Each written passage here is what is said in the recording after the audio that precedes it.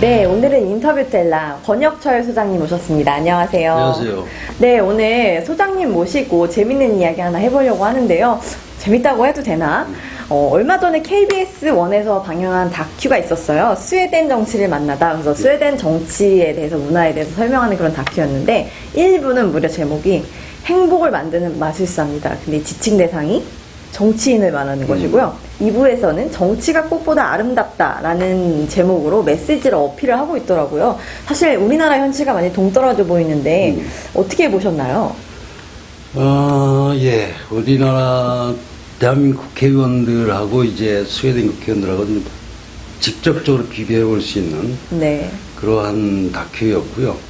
인상 깊었던 그 몇 장면이 있습니다만, 일단 첫 번째 국회의사당에 우리나라 국회의원들이 시커먼 승용차가 아니고 네. 자전거들이 출비하게 늘어있다는 거. 그래서 결국은 이제 국회의원들이, 스웨덴 국회의원들은 출퇴근 시에 뭐 관용차나 승용차가 아니고 이제 주로 네. 이제 자전거를 이용하고 있다는 거. 그 다음에 국회에 출입을 할 때도 국회의원들 스스로도 이 출입증이죠. 네. 출입증이 없으면 출입을 못 하는 거예요. 그러니까 일반인과 전혀 구별이 되지 않는 거죠.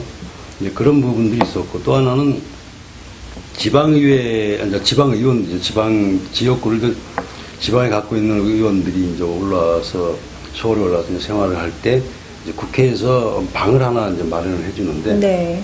그게 우리나라 뭐 원룸도 안 되는 그런 굉장히 작은 방을 이제 배정을 해줍니다. 근데 그것도 국회의원만 무료고, 네. 국회에서 지원해주는 거고, 그 다큐에서 나왔던 것은 저 한 국회의원의 저 부인하고 애가 이제 잠시 다니러 왔는데, 네. 그 잠시 다니러 온 기간 동안의 비용은 개인이 부담을 해야 되는 겁니다. 그러니까 거기서 느낄 수 있는 건 이런 거죠.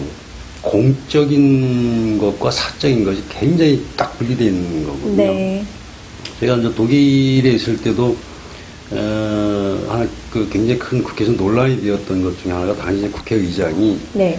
어디 공무로 어딜 갈 때 자기 이제 배우자를 같이 데리고 간 적이 있었는데 네. 이게 사비로 소위 말해서 그 비용, 그 공무로 갔을 때 당연히 국회의장은 당연히 이제 무료로 갈 수 있는 거지만 그 배우자는 어떻게 한 거냐라고 했는데 실제 나중에 밝혀진 바로는 배우자는 공짜로 간 게 아니고 본인이 부담을 한 거예요. 본인이 부담을 네. 해서 같이 간 거기 때문에 나중에 문제가 되지 않았지만 그 정도로 공적인 영역과 사적인 영역을 굉장히 분리하는 부분들이 있거든요.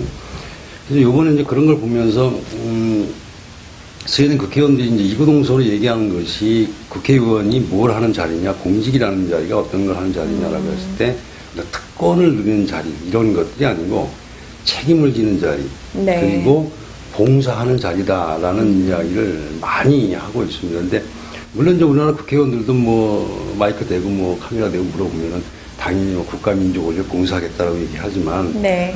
과연 어느 부분에서 진정성이 있느냐라는, 물론 저 스웨덴 국회의원도 그런 말과는 다른 국회의원들이 당연히 있겠죠. 그렇지만 네. 그래서 많은 부분들이 어떤 걸 매개로 그 사람들이 이야기를 하는가라고 봤을 땐 세금이 그 국회의원들과 유권자들 간에 상당한 그 연결고리를 형성하고 있다는 말이에요. 근데 무슨 얘기냐면 국회의원들이 얘기하는 것은 국민들의 피 같은 세금을 한 푼이라도 헛되이 쓰지 않아야 된다라는 부분이 네, 있는 맞습니다. 거고요. 그다음에 유권자들 입장에서는 내가 낸 세금이 과연 어떤 식으로 쓰이고 있는가라는 부분하고 또 한 푼이라도 헛되이 쓰이는 부분이 없느냐라는 부분을 가지고 서로 견제도 하고 그런 것들인데 좀 전에 얘기했듯이 국회의원들이 그런 식으로 굉장히 소박하고 특권 없이 행동을 하고 또 자기가 쓴 돈에 대해서는 1원 한 푼이라도 굉장히 투명하게도 공개를 다 하거든요. 네. 그러니까 그런 부분에서 신뢰를 주는 거고 유권자들은 그런 국회의원들을 신뢰하고 믿음을 주고 그런 부분들이 이제 상당히 있더라고요. 그래서 마지막 그 다큐에서 얘기했던 것들이 특권이 없어져야 뭐 국민들이 행복하다 뭐 이런 이야기가 있습니다만 일단 우리나라 국회의원들하고 너무 대비가 된다는 부분이고 네. 그다음에 특권 없이 일을 하는데 일은 너무 잘한다는 것이 또 놀라웠습니다. 거기서 보면은 이제 우리나라 국회의원들이 GDP 대비, 1인당 GDP 대비 한 5배, 6배 정도 돈을 많이 받거든요. 네. 스웨덴 국회의원들은 한 2배도 안 되는 것 같아요. 2배도 안 되는데, 과연 어느 나라 국회의원들이 일을 더 잘하느냐라고 봤을 때는 거꾸로 스웨덴 국회의원들은 1, 2등을 다투는데 우리나라 국회의원들은 OECD 국가 중에 꼴찌예요. 어휴. 그러니까 돈은 제일 많이 받고 일은 꼴찌로 하고 스웨덴 국회의원들은 돈은 적게 받는데 일은 첫째로 하는 완전히 뒤집어진 거죠. 따라서 과연 특권이라는 것이 필요한 특권도 있을 수 있겠죠. 국회의원 또 의정 활동을 하는 과정에서 필요한 특권도 있겠지만 너무 불필요한 특권들이 많다라는 것들이고 과도한 특권들이 많다는 거고 그런 부분들을 좀 없애고 네. 제한하고 하면 오히려 국회의원들은 일을 더 잘하더라. 라는 그 메시지 같습니다. 네, 이 다큐를 보신 많은 분들이 이런 의견에 공감을 하실 것 같은데요. 비교를 안 할래 안 할 수가 없는 것 같습니다. 그래서 특권에 대해서 많이들 얘기를 해주셨는데 가장 먼저 이야기 나오는 것들이 바로 면책 특권과 불체포 특권입니다. 헌법상에 보장된 국회의원의 그런 권리이기도 한데요. 나름 역사적 이유도 있죠. 예, 네, 1600년대의 이제 어떤 그 역사적인 상황이죠. 국회의원이 됐는데 그것이 이제 어떤 국왕이나 어떤 행정부의 압력 또는 그런 권력이 들어와서 국회의원 활동을 제대로 못하게 만들면 안 되니까 네. 국회의원이 의원으로서 정당한 또는 자기 소신껏 활동을 해라라는 면에서 좀 신체 보장 또 발언의 자유 이런 것들을 해주기 위해서 이제 이런 특권들이 생기는 것이 역사적인 사건이니까 면책 특권하고 이제 불체포 특권이. 근데 이게 취지에 맞게 잘 되나요? 그렇죠. 근데 어떤 제도든 뭐 그것이 처음부터 끝까지 그게 긍정적인 영향을 미친다면 제도가 바뀔 수가 없는 건데. 네. 이것도 상당히 좀 긍정적인 역할을 했겠죠. 소위 말해서 국왕의 권력이라든가 또는 독재자의 권력이라든가 이런 것으로부터 국회의원이 신변의 보장을 받고 자기 소신껏 활동을 하는 것은 이제 됐지만 민주주의가 굉장히 성숙을 해가면서 나타난 문제가 뭐냐면 거꾸로 이제 이것이 부정적인 쪽으로 나타나는데 네. 우리나라에서도 많이 나타나고 있죠. 면책특권 같은 경우는 뭐 상대당을 비방하기 위해서라 뭐 카더라라는 이야기 네. 그럼 아니면 말고 심하죠. 시기에 네. 이런 뭐 폭로성 또는 어떤 삼류 신문의 가신란에나 나오시는 이상한 이야기들을 그냥 막 거기서 터트려내고 뭐 아니면 말고 이런 식으로 이제 발표해버리는 경우들이 상당히 많거든요. 네. 또 지난번 뭐 비행장관 뭐 날아왔을 때 북한 소행이라는 것이라고 뭐 코미디다 뭐 이런 식의 어떤 반국가적이고 이런 식의 이야기들도 서슴없이 하는데 과연 이런 것들까지 우리가 면책 특권을 해줘야 되느냐라는 부분이고요. 네. 그다음에 이제 불체포 특권 같은 경우도 지금은 중간에 한번 제도 개선이 좀 됐습니다. 그래가지고 좀 약화되긴 했지만 여전히 아직도 가능성이 많이 남아있는 게 이른바 방탄국회 정말 적절한 비유인 것 같습니다. 빌미로 작용하는 경우들이 있거든요. 따라서 그 면책특권과 불체포특권이 현재 21세기 2016년도 대한민국에서 봤을 때 필요한 거냐라는 걸 우리가 생각해보지 않을 수 없는 거고 뭘 생각해봐야 되는 현재 우리 좀 대한민국에서 민주주의라는 것들이 굉장히 성숙해 있고 네. 또 현재 2016년대 대한민국에서 국회의원을 누군가가 어떤 권력기관인가가 정말 정당한 근거도 없이 자의적으로 체포나 구금이나 데려갔을 때 과연 이게 가능한 일이냐라는 난리 생각해 나죠. 있을 수 없는 일이거든요. 따라서 이것은 역사적인 어떤 기능을 다한 제도고 오히려 지금에 와서는 부작용을 더 많이 나타내는 제도이기 때문에 이것은 없애는 것이 낫다라는 생각입니다. 네, 맞습니다. 다음으로 이야기 넘어갈 건 바로 일하는 국회. 제가 일 좀 했으면 좋겠다라고 말을 하고 있는데 네. 어떻게 보면 일하는 국회라 세비를 받는데 당연한 이야기죠. 그럼에도 불구하고 일하지 않는 국회, 식물국회에 대한 비판이 정말 큽니다. 또 일을 한다고 하더라도 이상한 일만 하고 그렇기 때문에 이 수많은 특권을 내려놓을 때라고 생각을 하는데 국민들의 목소리도 있고 뭐 기타 금전 혜택이라든지 이런 것들 내려놓아야 된다. 무노동 무임금 법칙 적용돼야 된다. 이런 의견에 대해서 어떻게 생각하십니까? 그래서 일단 선진국들의 국회를 보면은 네. 뭐 스웨덴 국회를 이제 비롯해서 연봉이라는 우리식의 세비는 우리는 거의 연봉이라는 형식으로 되어 있거든요. 네. 1년에 뭐 1억 4천만 원 이렇게 되어 있는데 스웨덴 국회는 그렇게 되어 있느냐 주급 형태로 받게 되어 있습니다. 오, 주급이요? 주급 네. 형태로. 그래서 회의에 참석을 했느냐, 회의에 참석을 하지 않았느냐에 따라서 주급이 달라지는 거죠. 근데 이 회의를 참석 안 한 이유가 본인이 정말 중병이 걸려가지고 병원에 입원을 했다 하더라도 네. 회의에 참석을 안 하면은 빠진 겁니다. 그래서 돈을 안 주게 돼 있어요. 근데 우리나라 같은 경우는 지난 뭐 세월호 사태 때도 마찬가지고 가끔 또 여러 가지 사건들이 벌어지지만 그냥 개점 휴업하잖아요. 네. 근데 뭐 그 세월호 사태 때 같은 경우는 뭐 5개월인가를 문을 닫고 있었는데도 불구하고 세비는 다 받아간단 말이죠.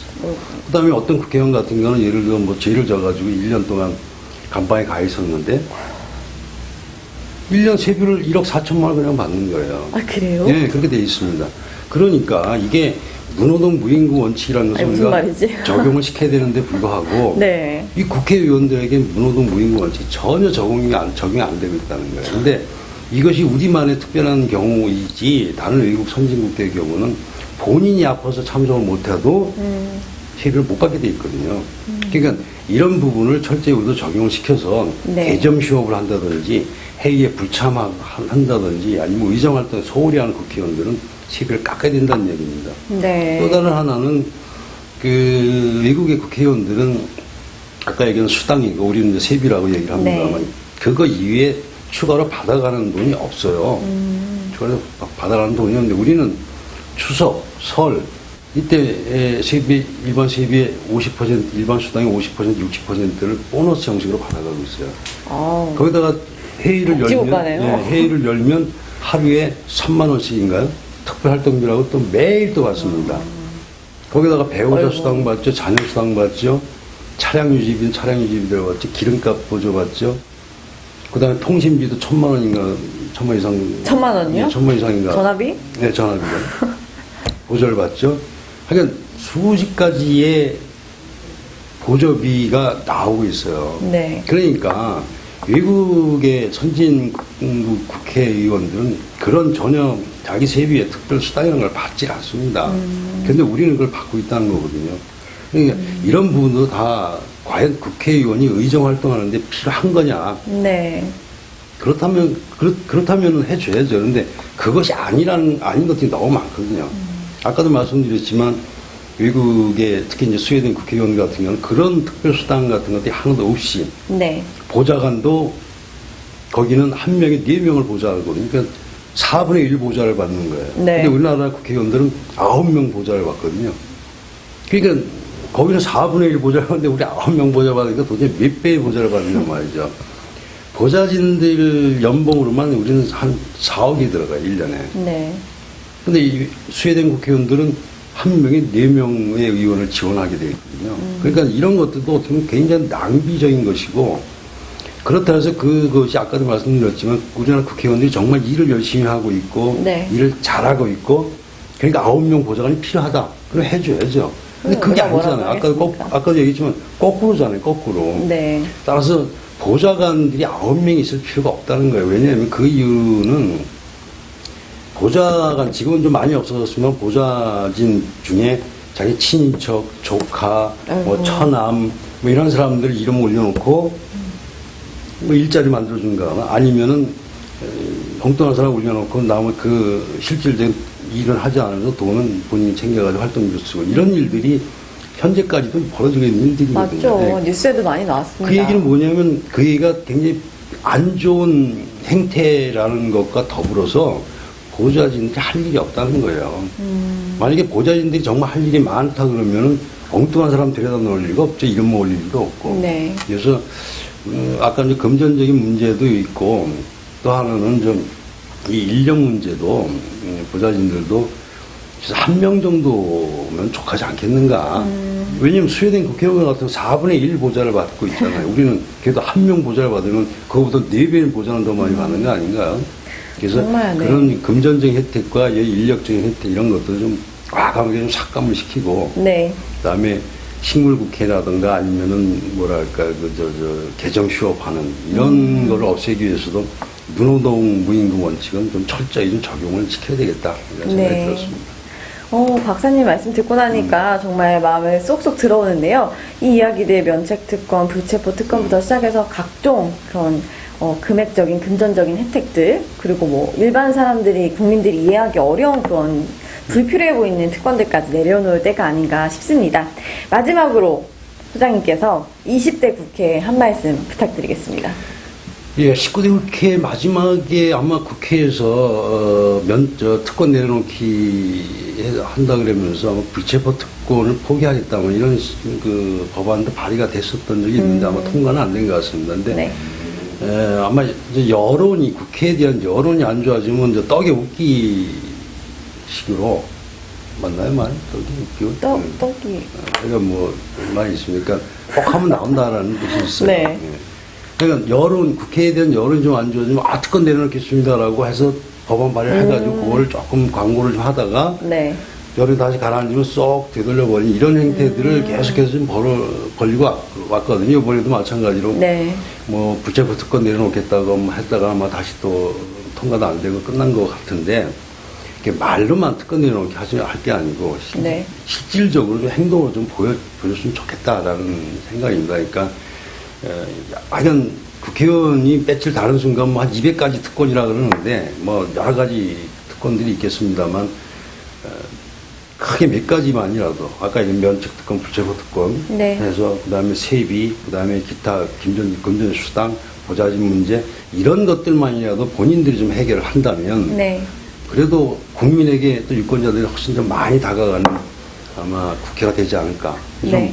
말로만 해가지고 여론 추이를 살펴보면서 할 것이 아니고 정말 발전하는 국회를 좀 보여주고 싶다면 네. 행동으로 좀 보여줬으면 좋겠다라는 것이고 한 가지 생각은 이런 건 있습니다. 뭐 스웨덴 정도까지는 안 된다 하더라도 그래도 국회의원과 일반 국민이 구분이 안 될 정도로 같이 이렇게 어울려서 국회에 들어가는 모습. 물론 그 안에서 뭐 전용 엘리베이터가 있을 수는 있어요. 저는 그 부분은 이해를 하거든요. 의정 활동에서 급한 일이 있을 수 있잖아요. 급한 일이 있어서 할 수도 있죠.